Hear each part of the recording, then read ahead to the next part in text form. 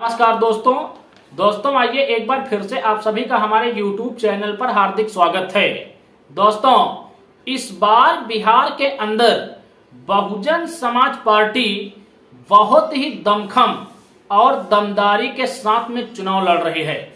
अपने प्रत्याशियों के जोश जुनून और उत्साह को देखते हुए ही बहन मायावती जी ने बिहार के अंदर अपनी जनसभाएं भी प्रस्तावित करवाई हैं। आप सबको स्मरण रहे कि 6 नवंबर को बहन मायावती जी बिहार के अंदर अपनी पहली जनसभा को संबोधित करेंगी। दोस्तों, इस बार बिहार के अंदर बहुजन समाज पार्टी दमदारी से चुनाव लड़ रही है। शायद इसीलिए आरजेडी, जेडीयू और कांग्रेस में 6-6 बार, 5-5 बार विधायक रहे लोग अपनी मूल पार्टी को छोड़कर बहुजन समाज पार्टी से जुड़े और बहुजन समाज पार्टी ने भी इन लोगों पर भरोसा जताया और इन्हें बसपा के सिंबल पर चुनाव लड़ने का मौका दिया और ये लोग बहुजन समाज पार्टी के सिंबल पर बहुत ही बेहतर ढंग से बिहार के अंदर चुनाव लड़ भी रहे हैं। अब देखना यही है कि बिहार के अंदर बहुजन समाज पार्टी अपनी शक्ति को इस बार कितनी सीटों में तब्दील कर सकती है। दोस्तों, जैसा कि आप सभी लोगों ने हमारे वीडियो का थंबनेल पहले ही देखा, इस थंबनेल में मैंने आपको दिखाया कि बिहार में बहुजन समाज पार्टी कितनी सीटों पर बढ़िया तरीके से चुनाव लड़कर अपने प्रत्याशियों को विधानसभा पहुंचा रही है। दोस्तों, बहुजन समाज के एक वरिष्ठ पत्रकार हैं वैभव कुमार जी। वैभव कुमार जी ने बहुजन समाज पार्टी के राष्ट्रीय संयोजक और बिहार से बसपा के प्रभारी अनिल सिंह पटेल और इंजीनियर रामजी गौतम से बातचीत कर उनकी कॉल रिकॉर्डिंग अपने YouTube चैनल पर शेयर की। दोस्तों, इंजीनियर रामजी गौतम ने पत्रकार वैभव कुमार जी से बातचीत करते हुए उन सीटों का जिक्र किया है जहां पर बहुजन समाज पार्टी एनडीए और इंडिया गठबंधन से सीधी फाइट कर रही है। दोस्तों, बिहार के अंदर उन सीटों का भी इंजीनियर रामजी गौतम ने जिक्र किया जहां पर बहुजन समाज पार्टी इस बार चुनाव जीतने की स्थिति में है। आप बने रहिए, मैं उन सभी सीटों का क्रमवार जिक्र अपने इसी वीडियो में करूंगा। दोस्तों, सबसे पहले बिहार के उस जिले पर बात कर लेते हैं जिस जिले में वर्तमान समय में बहुजन समाज पार्टी सबसे ज्यादा मजबूत दिख रही है। दोस्तों, इंजीनियर रामजी गौतम ने कैमूर का नाम लेते हुए कहा, कैमूर जिले की सभी 4 विधानसभा सीटों पर बहुजन समाज पार्टी बहुत ही मजबूती से चुनाव लड़ रही है और इनमें करीब 2 सीटों पर बसपा चुनाव जीतने की स्थिति में भी है। दोस्तों, कैमूर में 4 विधानसभा की सीटें हैं। Number 1 Bhabhua, number 2 Ramgarh, number 3 Mohania और नंबर 4 चैनपुर। दोस्तों, इनमें भभुआ और चैनपुर पर बसपा बहुत ही अच्छा चुनाव लड़ रही है, लेकिन रामगढ़ और मोहनिया की सीटें बसपा जीतने की स्थिति में है।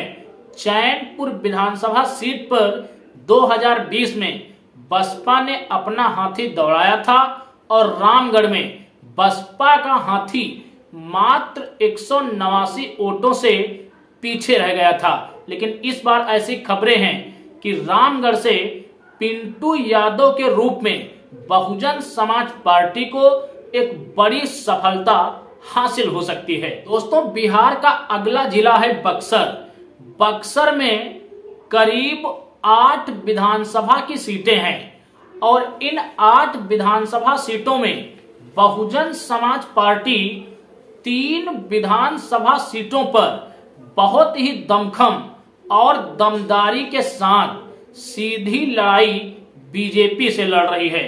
दोस्तों, सासाराम की 4 विधानसभा सीटें, सासाराम सदर, चेनारी, करगहर, नोखा, डेहरी और दिनारा, इनमें से 4 सीटों पर बहुजन समाज पार्टी बहुत ही दमखम और दमदारी से चुनाव लड़ रही है।